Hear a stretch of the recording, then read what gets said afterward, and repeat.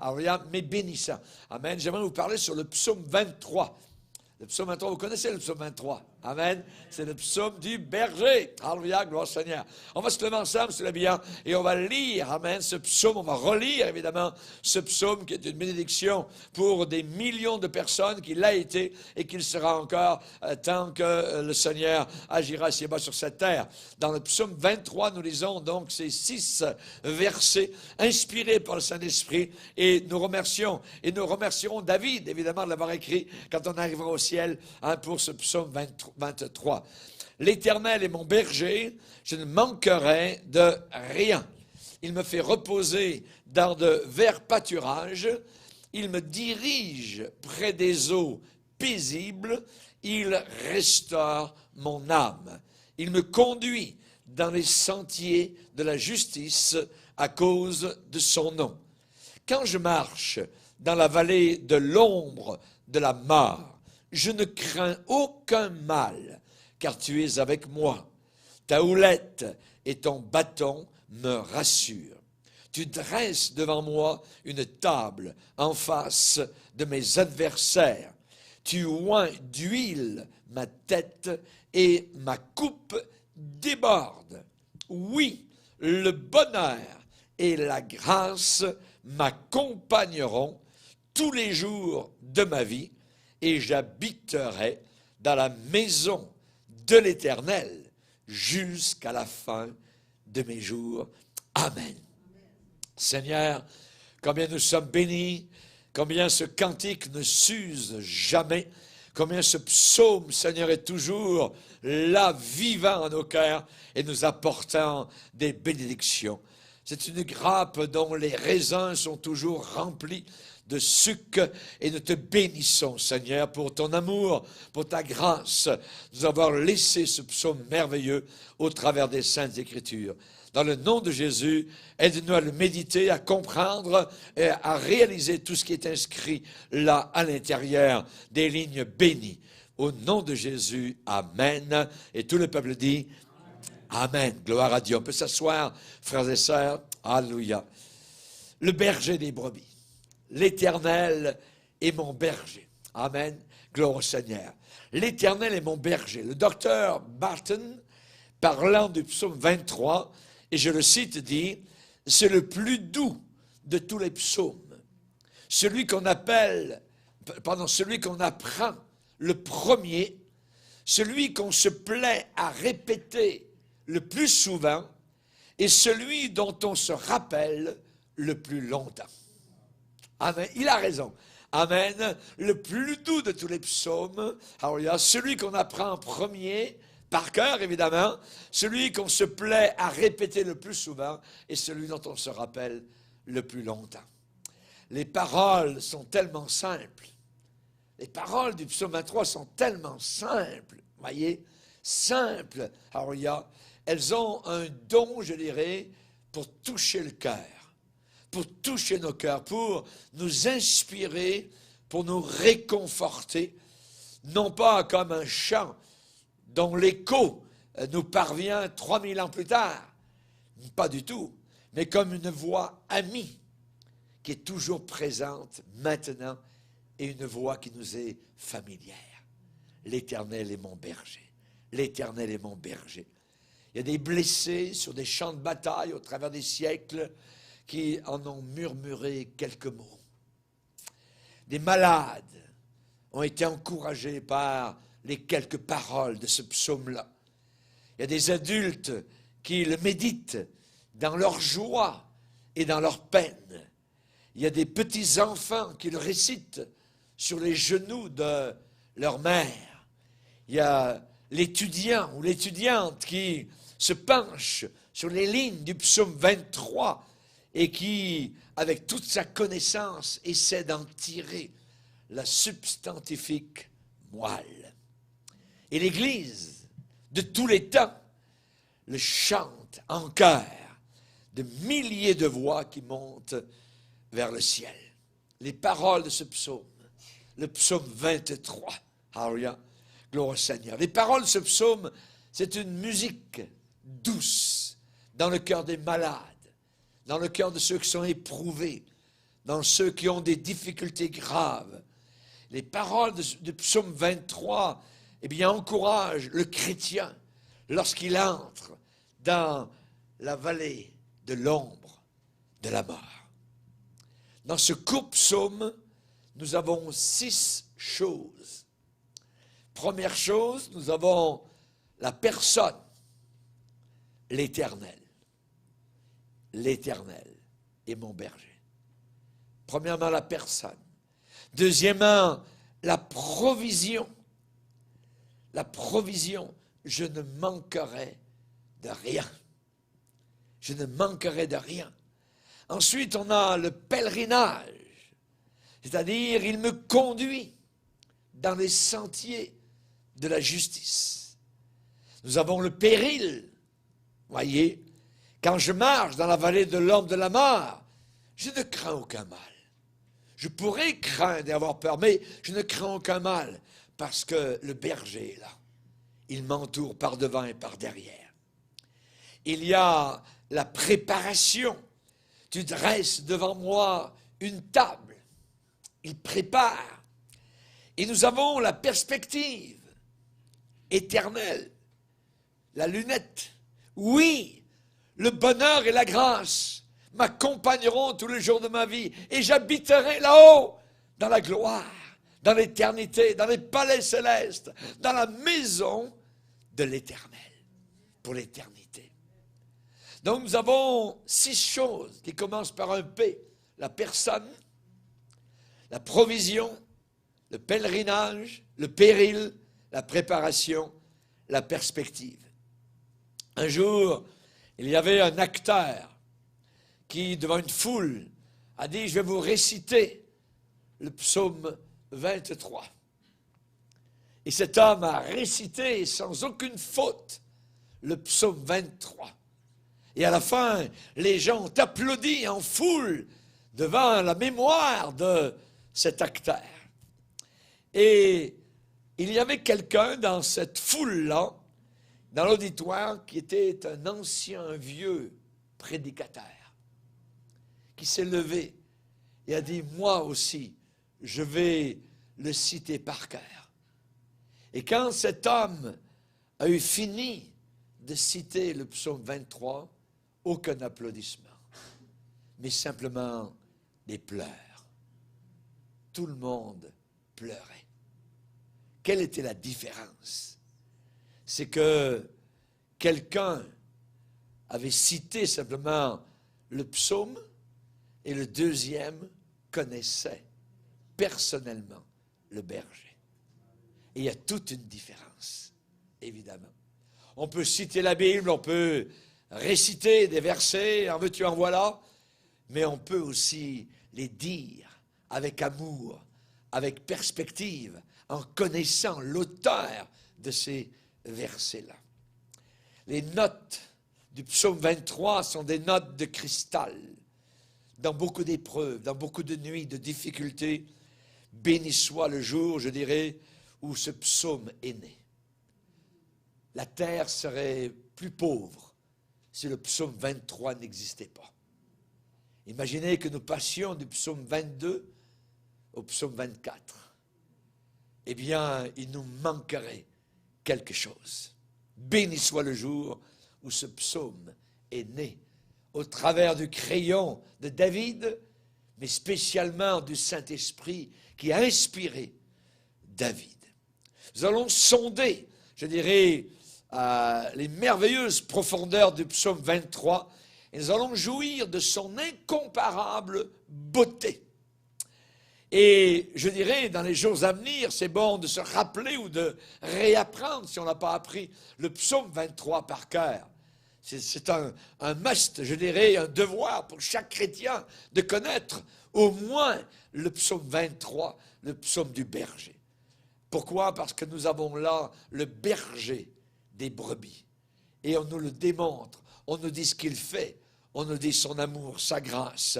Et nous allons évidemment donc faire l'expérience dans le psaume 23 de sa puissance, je dirais, immortelle. La puissance du psaume 23. Vous savez, les psaumes, c'est merveilleux. les psaumes ont un charme tout particulier pour le pèlerin qui est en marche vers le ciel. Les psaumes. Et là, nous avons dans les psaumes l'expérience d'hommes de Dieu au milieu de l'impiété, au milieu du péché, au milieu des souffrances humaines. Vous ouvrez le livre des psaumes, vous y retrouvez. Vous retrouvez ce que vous aviez pensé. Ah, c'est déjà écrit. Parce que d'autres sont passés devant nous. D'autres ont déjà franchi, je dirais, les épreuves, les difficultés devant lesquelles nous nous trouvons aujourd'hui. Et le livre des psaumes est un livre merveilleux. Et on voit particulièrement Paul qui va dire aux Éphésiens, « Entretenez-vous par des psaumes. Entretenez-vous par des psaumes. » Voyez? Donc, on ne nous dit pas « Entretenez-vous par les proverbes », quoique le livre des proverbes est inspiré aussi de ça, mais Paul dit « Entretenez-vous par des psaumes ». Voyez, les psaumes ont quelque chose de particulier pour le pèlerin qui est en marche vers la ville céleste. Dans les psaumes, on a les aspirations, je dirais, d'une âme qui, malgré ses défaites, parfois, malgré ses limites, voyez, dans la poursuite de cet idéal, a cependant soif de cette communion avec ce Sauveur, soif de cette communion avec ce Dieu qui nous a sauvés, ce Dieu qui s'appelle là, dans ce psaume 23, le berger. Le berger, c'est un berger. Alléluia, gloire au Seigneur. Et évidemment, le peuple de Dieu, dans toutes les époques, dans tous les temps, s'est tourné régulièrement vers le livre des psaumes pour y retrouver un encouragement spirituel, une consolation abondante. Et parmi les plus beaux, je dirais, de ces chants lyriques, de ces chants merveilleux, eh bien, parce que les psaumes se chantaient au départ, eh bien, c'était le psaume 23 qui est un des plus beaux. C'est un des joyaux, je dirais, de la poésie hébraïque, un chant de rossignol dans la forêt de la Bible. Amen. Le psaume 23, gloire au Seigneur. Et vous savez, même si le rossignol est un petit oiseau, eh bien, le psaume 23 est un petit psaume. Il n'y a pas 20, je dirais, versets. Il y en a seulement 6. C'est un petit rossignol, le psaume 23, qui chante, faible d'apparence, mais d'une douceur exquise dans ses accents. C'est une sorte de chant d'alouette. Voyez, l'alouette, hein, dans les champs au printemps, eh bien, l'alouette, qu'est-ce qu'elle fait? Eh bien, tout en chantant, elle s'élève et elle nous élève dans les régions de la gloire. Et dans les régions de la gloire, on chante là-haut le cantique éternel. Il y a des chants, amen, glorieux actuellement, ce soir, là-haut dans la gloire, puisque ce psaume se termine dans la maison de l'Éternel jusqu'à la fin des jours, ça veut dire à perpétuité. Dans la maison de l'Éternel, dans la maison de l'Éternel. Il y a beaucoup de demeures dans la maison de mon Père. Si cela n'était pas, je vous l'aurais dit, prenez courage. Amen. Le psaume 23 est une synthèse parfaite, je dirais, de la foi impérissable, de l'espérance que nous avons dans nos cœurs. Cette espérance est certaine. Cette espérance ne ment pas. Elle est réelle. Et le psaume 23 est une synthèse parfaite de la confiance paisible que nous avons dans le Seigneur. Confiance, méfiance. Non, pas méfiance. Confiance, amen, dans le Seigneur et dans sa parole. Évidemment, on attend joyeusement, évidemment, parce que nous croyons, nous sommes des croyants. Et ceux qui possèdent ce psaume dans leur cœur, ceux qui sont pénétrés dans leur cœur par le psaume 23, eh bien, éclatent en action de grâce. On loue le Seigneur, on le bénit pour ces quelques versets. Il me fait reposer, on parle de repos, de direction, il me dirige, il me conduit, il restaure restaure mon âme. Je ne crains aucun mal. Il dresse devant mes ennemis une table. Il oint d'huile ma tête. Quand ça fait mal, une belle onction. C'est merveilleux. Oui, oui. Alors, même le mot oui est inspiré. Le bonheur et la grâce m'accompagneront. Je ne suis pas seul. D'un côté, le bonheur est là. De l'autre côté, la grâce est là pour m'accompagner sur le sentier de l'éternité. Et j'habiterai. Amen. C'est futur. J'habiterai, gloire au Seigneur, là-haut dans la gloire éternelle. Merci Seigneur. Eh bien, tous ces gens-là qui possèdent le psaume 23 dans leur cœur, eh bien, savent que tout don parfait descende d'en haut, du Père des Lumières, chez lequel il n'y a aucun changement, ni ombre de variation. Dieu ne varie pas. Il reste le même au travers de tous les siècles. Gloire au Seigneur. Il est au-dessus du temps. Amen. Que son nom soit béni. Et tous ces gens-là qui aiment le psaume 23 particulièrement, bien, ils savent une chose, c'est que l'amour, pas l'amour uniquement, mais l'amour parfait, bannit la crainte. Amen. L'amour parfait bannit, chasse la crainte, la peur. Amen. Et quand on traverse la vallée de l'ombre de la mort, quand on entrera dans l'entonnoir, amen, de la faim, eh bien, il sera encore là, le berger. Il ne nous abandonnera pas, gloire au Seigneur. Celui qui a commencé en nous cette bonne œuvre la rendra parfaite pour le jour, pas de la mort, mais de la gloire. Nous entrerons dans la gloire éternelle. Gloire au Seigneur. La pensée dominante, je dirais, du psaume 23, évidemment, c'est la reconnaissance. La reconnaissance pour la bonté de Dieu. Nous sommes reconnaissants. Le psalmiste est reconnaissant pour Dieu qui est bon. Amen, gloire au Seigneur. Et c'est à cette merveilleuse bonté de Dieu que moi-même, personnellement, je peux attribuer tout le bonheur dont j'ai joui ici-bas sur la terre durant ces années-là, ces décennies. Ça vient uniquement, évidemment, de la miséricorde de Dieu, la bonté de Dieu. Le Dieu que nous servons est un Dieu qui est bon. Amen. Gloire au Seigneur. Et je compte encore sur cette bonté divine pour l'heure de la mort. Si Jésus ne vient pas nous chercher rapidement par l'enlèvement, eh bien, c'est encore cette bonté de Dieu qui remplira mon cœur de cet amour qui bannit la crainte, qui bannit la peur. Amen, gloire au Seigneur. Les mourants sur leur lit de mort ont dit ce psaume-là, ont redit ce psaume-là, ont répété ce psaume-là avec espoir. Dans la Bible, nous avons 3 perles. Tuc, tuc, tuc. 3 perles merveilleuses. Alléluia. Et je vais vous les donner ce soir. Nous avons la perle des paraboles dans le Nouveau Testament, et c'est Luc chapitre 15. Dans Luc chapitre 15, nous avons la brebis égarée, nous avons une brebis perdue, nous avons la drachme perdue, et nous avons le fils perdu. Luc 15 est une perle, la perle des paraboles. Luc chapitre 15. Nous avons la perle dans la Bible des prophéties. La perle des prophéties, où se trouve-t-elle? Pas dans le Nouveau Testament. Elle se trouve dans l'Ancien Testament. C'est Ésaïe, chapitre 53. C'est la perle des prophéties, parce que nous avons là la description de Jésus-Christ dans son humiliation, dans sa crucifixion, dans ses souffrances, dans sa mort et dans sa résurrection. Ésaïe, chapitre 53, c'est la perle de toute la Bible pour les prophéties. Mais nous avons la perle des psaumes, et c'est le psaume 23. Le psaume 23, le plus connu et le plus aimé parmi les 150. C'est le psaume 23. David, à la fin de ses combats, pouvait dire « Ô Dieu, que ta fidélité est grande ». Jérémie redisait la même chose lorsqu'il a dit « Les bontés de l'Éternel ne sont pas épuisées.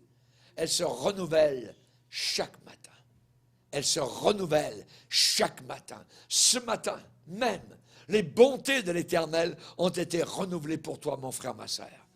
Et demain matin, alléluia, eh bien, si le seau est vide, il va se remplir de nouveau demain matin des bontés du Seigneur. Alléluia. Gloire à Dieu. Gloire au Seigneur. Vous savez, Jésus connaissait très bien le psaume 23. Alors qu'il était tout enfant, dans la maison de Nazareth, alors qu'il était peut-être dans la synagogue de sa bourgade, il l'a récité comme les petits juifs, voyez, très souvent, voyez, il l'a chanté, lui aussi très souvent, et il a dit en proclamant les vérités sublimes de l'Évangile, il a dit à la foule, « Je suis le bon berger ». Il avait appris « L'Éternel est mon berger » et un jour il a déclaré « Je suis le bon berger ». Alléluia, gloire au Seigneur. Il est le psaume, il est le berger, il est l'Éternel. Gloire au Seigneur. Que Dieu soit béni. Notre privilège est bien plus grand que celui de David, parce que le berger qu'il faut connaître et qu'il faut suivre, eh bien ce berger, il a un visage humain. Il a un visage d'homme. Ce berger, alléluia, il a un visage aimé, celui de Jésus. Il s'est incarné. Et quand Jean, à Patmos, a vu l'apparition de Christ devant lui, il déclare, « Je vis quelqu'un qui ressemblait à un fils d'homme. » Un fils d'homme. Le berger était devant lui. Amen. Un fils d'homme. Jésus a dit, « Celui qui écoute sa voix ne marche plus dans les ténèbres, mais il possède la lumière de la vie. » Jésus est le révélateur du Père. Amen. Connaître Jésus, c'est connaître l'Éternel qui ne change pas. Connaître Jésus, c'est connaître le Dieu éternel, le berger, si proche de nous, si près de nous. Merci Père de nous avoir donné Jésus. Jésus a dit, celui qui m'a vu a vu le Père. Il est exactement comme le Père. Il est l'empreinte exacte du Père. Exactement comme un soulier, alléluia, dans la neige, alléluia, eh bien, fait son empreinte exacte du soulier. Jésus est l'empreinte exacte du Père. Hébreux, 1er chapitre. Alléluia. Merci Seigneur. Celui qui m'a vu a vu le Père. Et quelqu'un un jour a dit, même si un ange de Dieu avait parcouru la terre depuis 20 siècles, voyez, il n'aurait pas pu faire davantage de bien que ce modeste psaume 23. Ce modeste, ce petit psaume numéro 23. Moi, je dis que la meilleure température, c'est 23 degrés Celsius. Alléluia. Et je relis, alléluia, le psaume 23, alléluia, à la merveilleuse température. Peut-être qu'au ciel, ça sera température 23 Celsius, je ne sais pas. Alléluia, gloire au Seigneur. Mais le psaume 23 a semé plus de vérités compréhensibles que toutes les philosophies des hommes. Ouais. Les philosophes, que Jean-Jacques Rousseau, que Descartes, que Voltaire, ainsi de suite, voyez, avec des paquets de livres, qui est gros comme une montagne, ce petit psaume avec 6 versets a fait plus que tous les philosophes de toute la planète Terre au travers de tous les siècles. Alléluia. Le psaume 23, dans les cœurs angoissés, a repoussé, je dirais, les légions du doute et du désespoir. Redites dans votre cœur le psaume 23. Commencez, l'Éternel est mon berger. Tchouk, les doutes s'en vont, les démons disparaissent. Amen. La parole de Dieu, chaque mot est inspiré. Il y a une puissance magnifique. Le psaume 23 a consolé des multitudes innombrables de personnes, des pauvres, des misérables, des prisonniers, des veuves, des personnes âgées, des orphelins ont été consolés par le psaume 23. Le psaume 23 n'est pas une plainte en note mineure, voyez.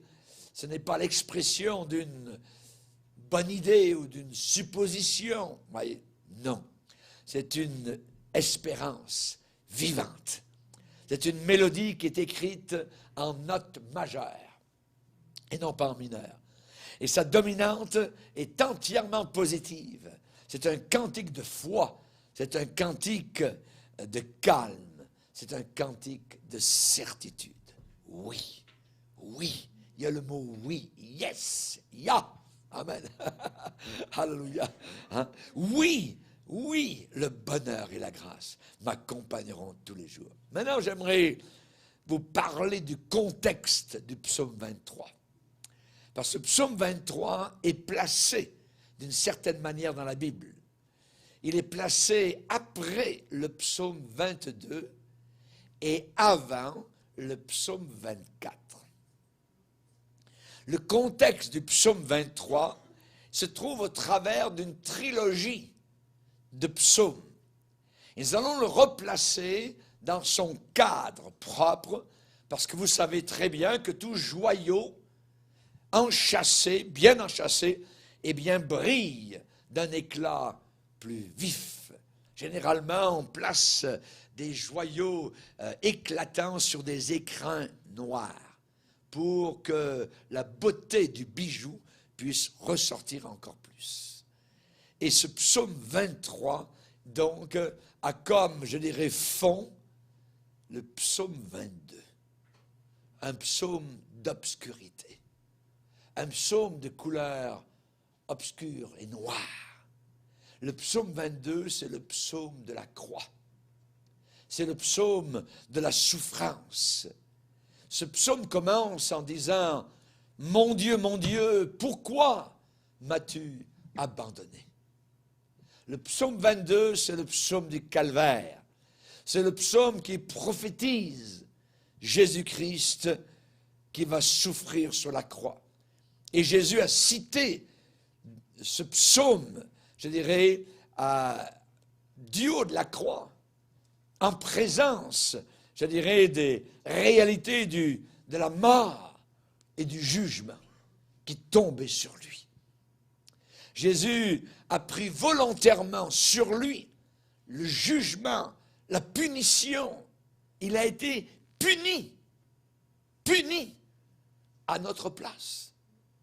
Et le psaume 22 commence « Mon Dieu, pourquoi m'as-tu abandonné ?» Nous connaissons très bien. Et Jésus, pour accomplir les Écritures, du haut de la croix, a cité le psaume 22. Le psaume 22. Donc, le bon berger donne sa vie pour ses brebis.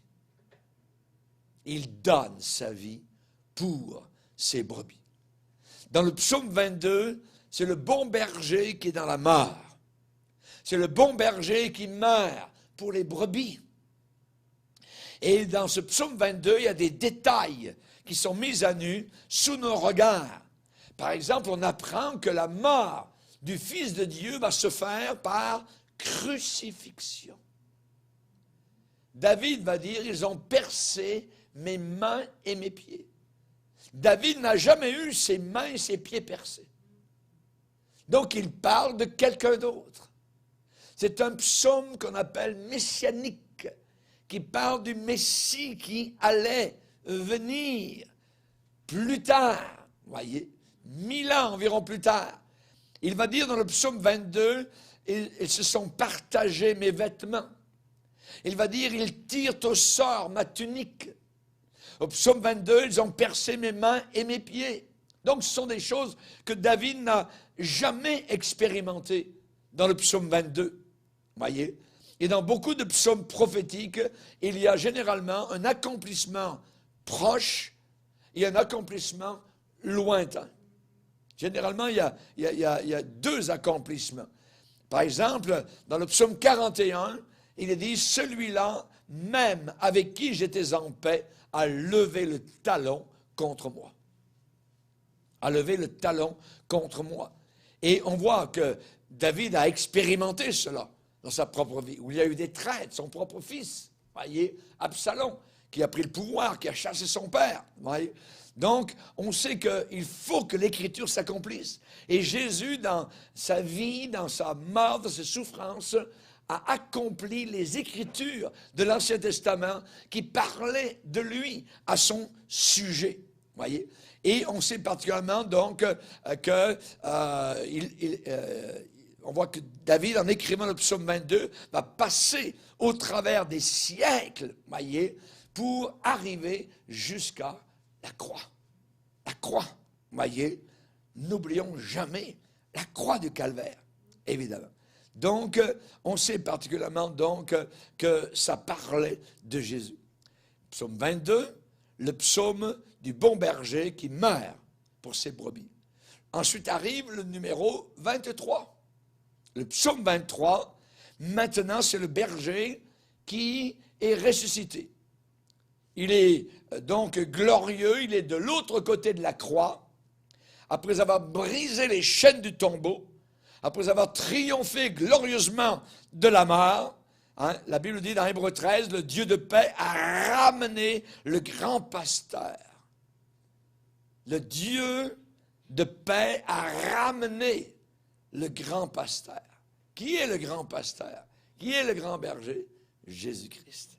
Il a été ramené, il est ressuscité. Il est revenu donc à la vie.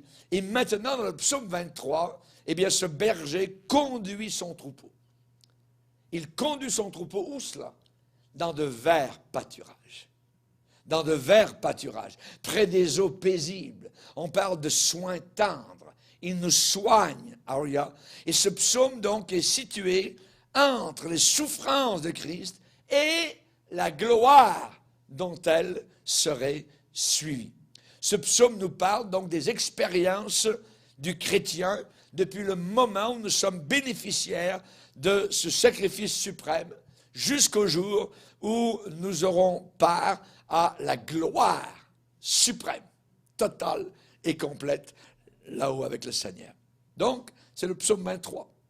C'est le bon berger dans la vie.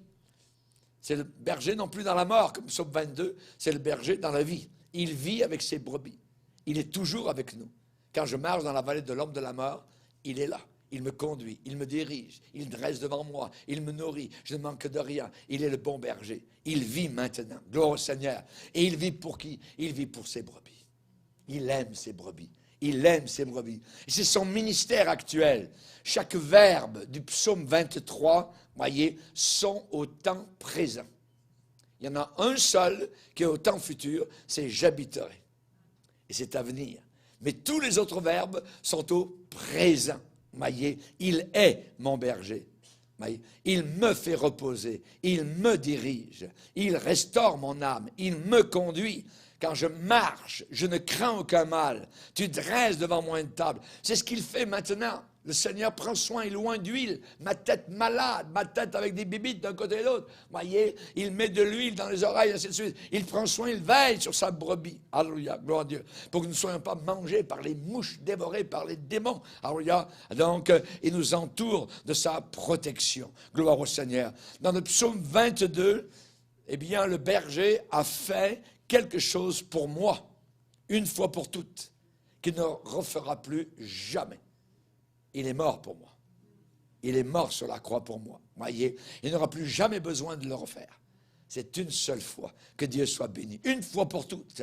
Et chaque jour, à chaque heure, maintenant, dans ma marche chrétienne, j'ai besoin d'avoir quelqu'un qui est vivant et qui vit pour moi et qui est avec moi.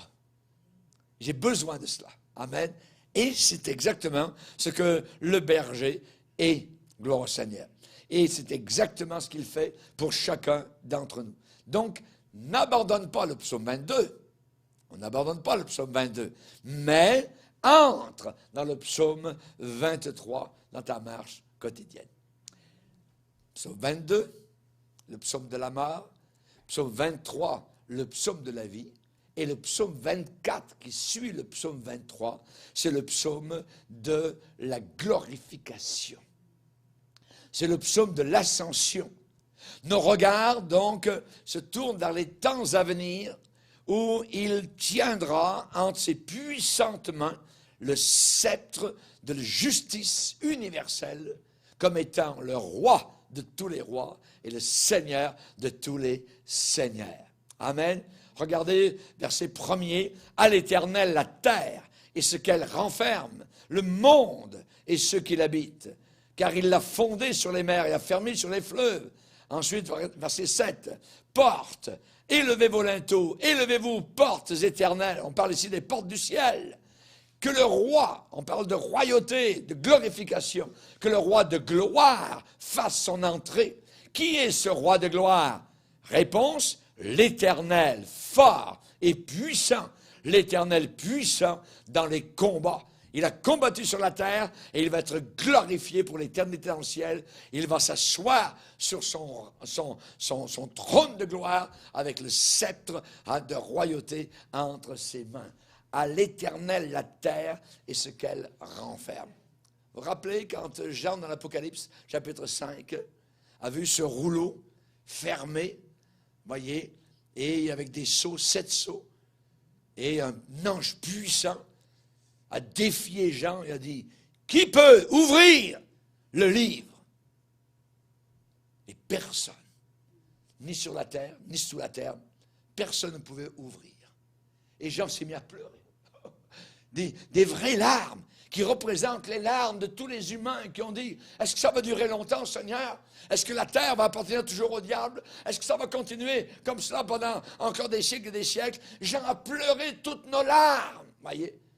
Et la réponse est venue, le lion de la tribu de Juda a vaincu. Lui seul est capable d'ouvrir les sceaux. Ce livre-là, c'est le titre de propriété de la planète Terre. Mais Adam et Ève ont vendu leur titre de propriété à Satan. Et Satan semble être le roi éternel. Il est en train de tout saccager. C'est comme un mauvais locataire qui brise tout dans la propriété du propriétaire. Mais Jésus-Christ a vaincu. Jésus-Christ, c'est lui qui a le droit, amen, il va reprendre, amen, le droit de propriété de la planète Terre. Et le psaume 24 dit, à l'Éternel, la terre et ce qu'elle renferme. Le monde et ceux qui l'habitent. C'est lui le propriétaire légal. Et il a regagné, alléluia, ce titre à la croix du Calvaire. L'ange va dire à Jean dans Apocalypse chapitre 5, le lion de la tribu de Juda a vaincu. Il a vaincu. Lui est capable d'ouvrir et de reprendre, amen, le titre de propriété. Et le psaume 24, eh bien, c'est le bon berger qui revient. Son retour est certain. Il revient pour ses brebis. Élevez-vous, portes éternelles.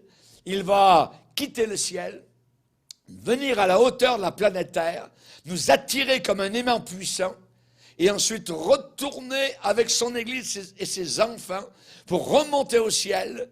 Et là-haut dans la gloire, on parle aux portes célestes. Portes, élevez-vous. Linteaux, élevez-vous, portes éternelles. Qui est ce roi de gloire? C'est Jésus-Christ, l'Éternel, qui revient avec ses enfants, avec son Église, avec son butin.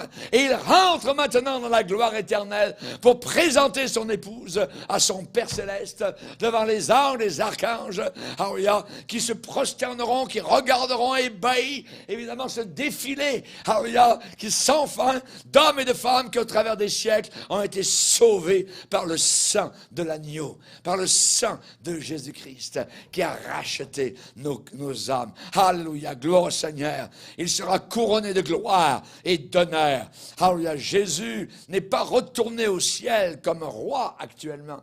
Il est retourné au ciel comme prêtre, comme sacrificateur, comme souverain sacrificateur. Et actuellement, il ne jouit pas actuellement de la gloire qui sera sienne quand il sera couronné roi des rois, seigneur des seigneurs, là-haut dans l'éternité.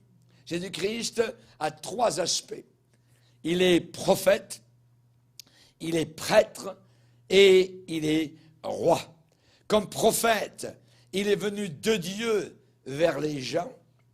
Comme prêtre, sacrificateur, il a quitté les gens pour retourner vers le Père et intercéder pour nous. Merci Seigneur pour ton ministère de prière. Si ce n'était pas les prières de Jésus, on serait encore tous dans le monde, on serait retourné, le diable nous aurait vus. Mais il a prié pour que notre foi ne défaille pas. Et il a ce ministère actuel, donc, d'intercession. Et comme roi, il régnera, Alléluia, un jour et pour toute l'éternité. Tout genou fléchira devant lui, toute langue confessera qu'il est le Christ du Dieu vivant. Amen, pour l'éternité. Actuellement, Jean l'a vu à Patmos avec sa ceinture d'or sur la poitrine, la ceinture du sacrificateur de l'Ancien Testament qui intercède donc pour les autres. Jésus intercède. Il a un ministère d'intercession. Gloire à Dieu. Amen. Et les prophètes qui ont prédit la venue du Sauveur, eh bien, il est dit qu'en eux, ces prophètes-là, l'Esprit de Dieu était en eux et attestait d'avance, ça veut dire prédisait, attestait d'avance deux choses. Les souffrances de Christ, psaume 22, et la gloire dont elle serait suivie, psaume 24. Au milieu, le petit psaume 23, notre perle à nous, alléluia, aujourd'hui, qui nous réconforte. J'aimerais vous dire, le psaume 22, c'est de l'histoire. C'est il y a 2000 ans. Le psaume 23, c'est maintenant. Et le psaume 24, c'est de la prophétie. Amen. Le psaume 22, c'est la croix. Le psaume 23, c'est la houlette. Et le psaume 24, c'est la couronne. Le psaume 22, c'est la grâce. Le psaume 23, c'est la direction, il me conduit. Et le psaume 24, c'est la gloire. Le psaume 22, c'est l'épée. Jésus tué. Oui. Le psaume 23, c'est le bâton qui me rassure. Et le psaume 24, c'est le sceptre de gloire. Le psaume 22, c'est la provision. Le sang a coulé. Le psaume 23, c'est la protection.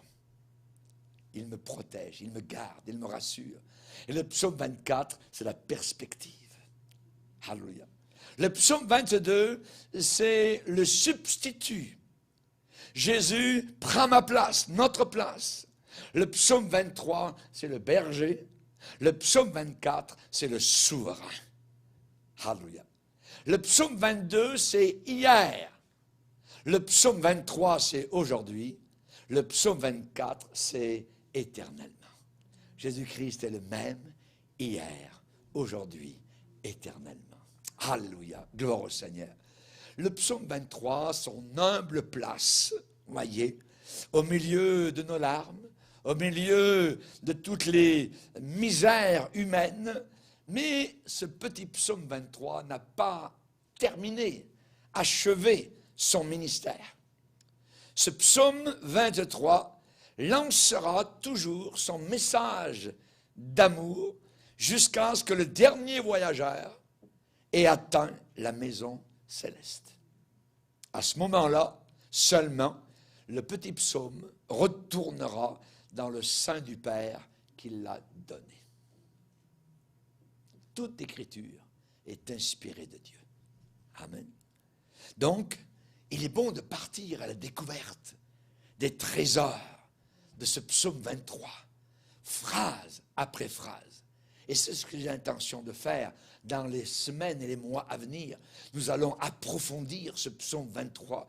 Nous allons descendre, alléluia, dans les jardins, je dirais, arrosés du psaume pour épuiser, alléluia, l'eau vive du salut, de la joie et du Saint-Esprit. Alléluia.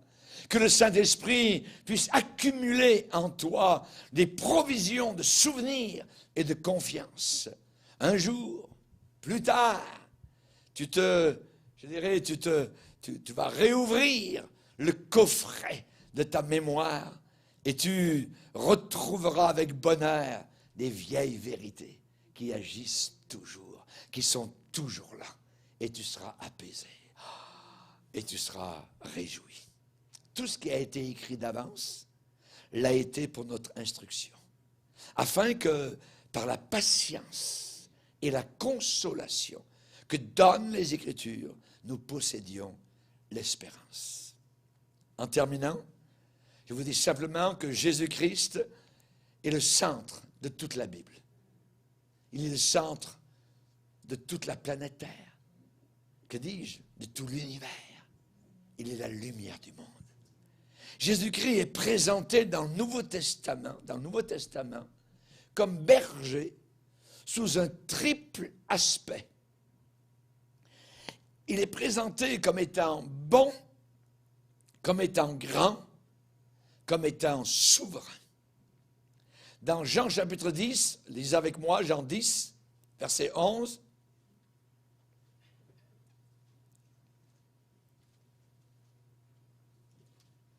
Jean 10, verset 11. Je suis le berger. Non. Le bon. Alléluia. Je suis le bon berger. Pourquoi? Parce qu'il y a des mauvais bergers. Il y a des mercenaires, il va le dire. Je suis le bon berger. Le bon berger donne sa vie pour ses brebis. Mais le mercenaire, qui n'est pas le berger, et à qui n'appartiennent pas les brebis, voit venir le loup, abandonne les brebis, et prend la fuite. Et le loup les ravit et les disperse. Le mercenaire s'enfuit, parce qu'il est mercenaire, et qui ne se met point en peine des brebis. Je suis le bon berger. Ça fait la 3e fois que le Seigneur dit ça ici. Je connais mes brebis et elles me connaissent. Comme le Père me connaît et comme je connais le Père. Et je donne ma vie pour mes brebis. Amen. Donc ici, Jésus est présenté comme étant le bon berger. Alléluia, gloire au Seigneur.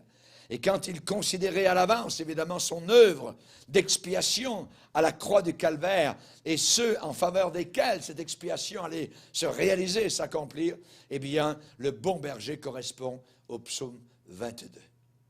Je suis le bon berger, je donne ma vie pour mes brebis. Ensuite, le deuxième aspect dans le Nouveau Testament, c'est Hébreux chapitre 13, verset 20. Hébreux 13,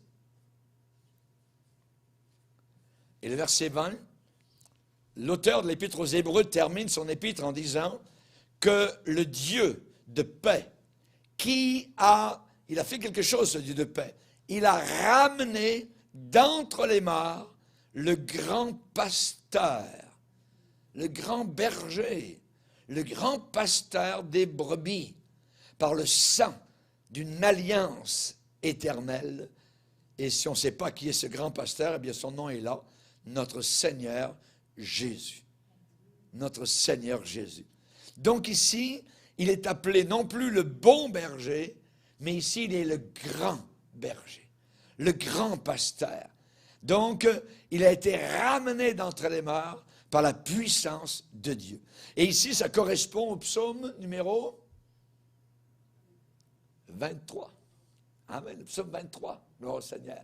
C'est le Sauveur vivant qui est avec ses brebis maintenant, qui nous conduit, qui nous dirige, qui nous restaure. Voyez, il est le grand pasteur, donc, qui est revenu à la vie, qui a été ramené à la vie. Et on va voir le troisième, je dirais, aspect de Jésus qui est présenté dans le Nouveau Testament, c'est le berger souverain. Souverain. Dans 1 Pierre, chapitre 5, 1 Pierre, chapitre 5, et le verset 4. 1 Pierre, chapitre 5, verset 4, il est dit, « Et lorsque le souverain pasteur, le souverain berger, hein, c'est synonyme berger ou pasteur, et lorsque le souverain pasteur paraîtra, vous obtiendrez la couronne incorruptible de la gloire. » Donc ici, nous avons, et ça correspond évidemment au psaume 24, en relation avec sa deuxième venue, avec les rétributions, les récompenses à ses ouvriers et à ses brebis fidèles pour leur service, je dirais, rendu. Vous voyez? Donc, ici, il est dit, et lorsque le souverain pasteur paraîtra. On parle d'une parution, d'une manifestation. Jésus va se manifester, il revient. Alléluia. Et à ce moment-là, il est appelé le souverain pasteur. Donc, dans le Nouveau Testament, Jésus est présenté comme étant le bon berger, le grand berger, le souverain berger. Amen. Il est un Dieu merveilleux. Alléluia. Il est lui, et c'est lui. On devrait faire des conférences sur Jésus. Vous faites des conférences sur la prophétie, c'est rempli de monde. Faites une conférence sur Jésus, vous pouvez faire ça dans votre cuisine. Il y aura 3 personnes, voyez. Alors qu'en réalité, tout est là. Jésus, Jésus, Lui le sauveur, lui le pasteur, lui le sacrificateur, lui le sacrifié, lui la brebis, lui l'agneau. Il est tout, il est la lumière, alors, il nous éclaire, gloire au Seigneur. Que Dieu soit béni, il est le sauveur. Merci Seigneur, que Dieu soit glorifié. On va se lever ensemble, on va le bénir quelques instants, on veut le glorifier. Alléluia, gloire à Dieu. Merci Seigneur.